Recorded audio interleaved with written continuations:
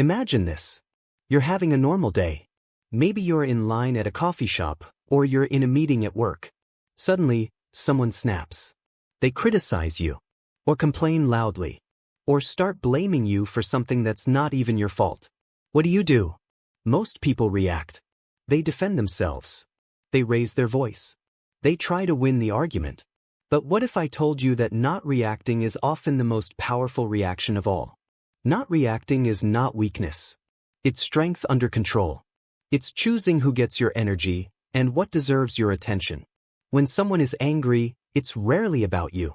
It's about them, their mood, their stress, their personal issues. But when you react emotionally, you make it about you. You get pulled into their storm. Let's go deeper. Why do we react so easily? It's instinct. It's survival. When we feel attacked, verbally or emotionally, our brains trigger the fight or flight response. We want to protect ourselves. We want to be right. We want justice. Or revenge. Or at least, to feel in control. But here's the problem. Reacting quickly often makes things worse. A small criticism becomes a big argument. A moment of stress becomes a day of tension. A careless comment becomes a scar. And all of it could have been avoided by doing one thing. Pausing. That's it. Just pause. Take one breath. 1 second. 1 beat. And ask yourself, is this really about me? Will this matter tomorrow? Do I want to feed this fire, or walk away with peace? This simple pause gives you something priceless. Power. The power to choose your response, instead of being controlled by emotion. Let's look at a few real-life examples. Your work. A colleague snaps at you in front of others. Instead of saying, "What's your problem?" you pause and say calmly, "Sounds like you're frustrated. Want to talk about it later?"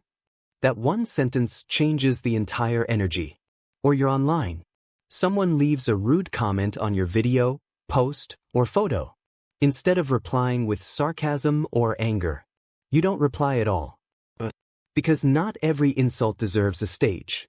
Sometimes the best way to win is to ignore. And no, that's not being passive. That's being intentional. Here are some useful English expressions to describe this mindset. Kill them with silence, meaning, don't engage, let silence speak for you. Don't feed the trolls, used when people say offensive things just to provoke a reaction. Rise above it, to stay calm and mature when others are being emotional or rude. Repeat those phrases out loud. Use them. Feel their weight. Because the moment you stop reacting to everything, you start choosing what deserves your voice. And that's when you truly start living with power, not noise. Let's take this even further. When you stop reacting to every little thing, something magical happens. You create space. Mental space. Emotional space. Focus. And in that space, you can do something powerful. You can choose your growth. Here's a truth that many people avoid. Every time you react emotionally to something petty, you lose energy that could have been invested in your future. Let me say that again. Every emotional overreaction is a withdrawal from your focus account. Let's say you're trying to learn English. You set a goal, 30 minutes per day. Great. But then, someone makes a rude comment. Why are you wasting time with that? You'll never sound like a native. You're too old to learn now. If you react emotionally, defend yourself, argue, feel insulted, you'll waste hours being upset. You'll skip practice. You'll feel discouraged. You'll slow down. But if you don't react, something else happens. You preserve your focus. You protect your confidence. You move forward while they stay stuck. Remember this. Not reacting is a silent way of saying, "I'm above this." It's not arrogance. It's clarity. You're not better than them, just more focused than their drama. How does this help your English journey? Learning a new language, especially as an adult, is an emotional experience. You'll feel insecure. You'll mispronounce words.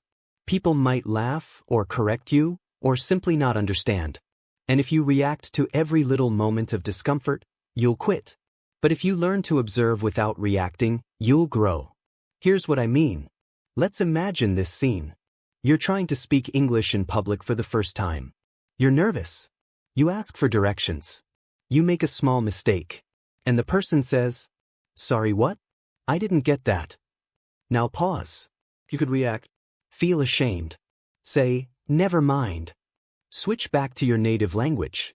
Or you could pause, smile, and try again. That pause, that choice not to panic, is the difference between giving up and growing up. Over time, not reacting becomes your secret weapon. Practical tools for not reacting. Let's make this more actionable. Here are 5 powerful tools to help you master the art of not reacting. 1. The inner pause technique.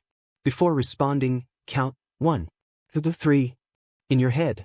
This tiny delay can save you from saying something dumb or regrettable. 2. Name the emotion mentally. Silently say to yourself, that's anger. That's insecurity. That's fear. Naming the emotion creates separation between you and the reaction. 3. Breathe like you mean it. Deep breathing slows your heart rate. Try the 4-7-8 method. Inhale for 4 seconds. Hold for 7. Exhale for 8. Do this just once, and you'll feel more in control. 4. Use power phrases, internally. Repeat these quietly to yourself. This doesn't deserve my energy. I control my reaction. Let them be loud, I'll be calm. These phrases create a mental shield. 5. Visualize the aftermath. Before reacting, ask, how will I feel about this in 24 hours? If the answer is, I won't care, don't waste your energy now. Let's look at another powerful example from real life. You're in a WhatsApp group. Someone throws shade at you. Passive-aggressive. Maybe even a little insulting. You're itching to reply. To prove them wrong.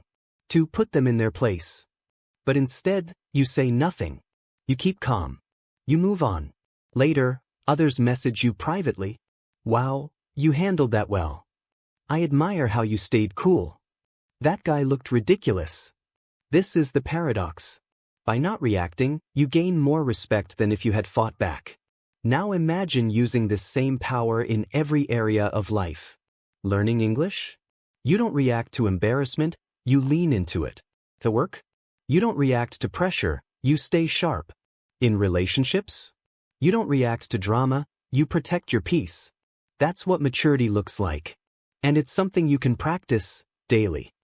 When you stop reacting, you're not just being calm or quiet, you are taking back control of your life. You are becoming the architect of your emotions. This is especially important for people learning English. Because let's be honest, learning a new language exposes you. It makes you feel vulnerable. It opens the door for mistakes, for embarrassment, for awkward silences. And guess what? If you're constantly reacting to your own fear, to what people say, to your anxiety, you'll stay stuck at the beginner level forever. But if you learn to sit with that discomfort, if you don't react to every mistake, if you don't react to every little comment, then something changes.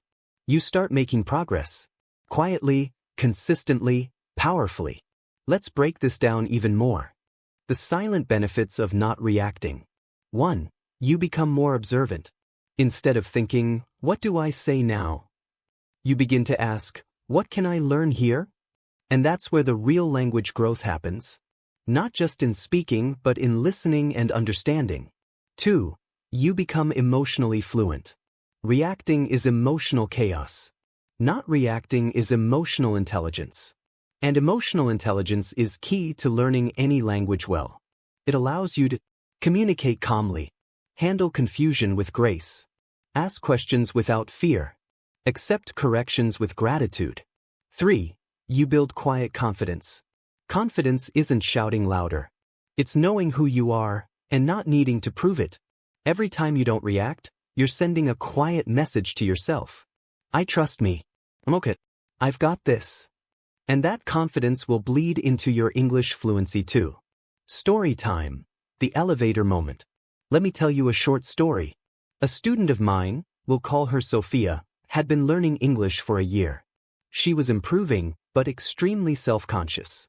One day, in her office building, she got in the elevator with her boss, an American executive. He greeted her. Hey, how's your day going? She panicked. She wanted to say something smart.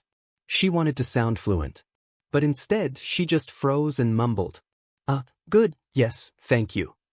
Her boss smiled and said, nice. Keep it up. The doors closed. She was mortified. Now here's where it gets interesting. She wanted to react. To feel embarrassed. To think, I'm terrible at English. To stop practicing. But instead, she remembered what we discussed. Don't react. Observe. She sat down. Took out her notebook. She wrote. What happened? What she wanted to say. What words she forgot. And what she'd say next time. That night, she practiced that mini conversation 5 times. 1 week later, same elevator. Same boss. Just, hey, how's your day going? This time she smiled and replied. It's going well, thank you. And yours? He smiled wide. Nice. Great English.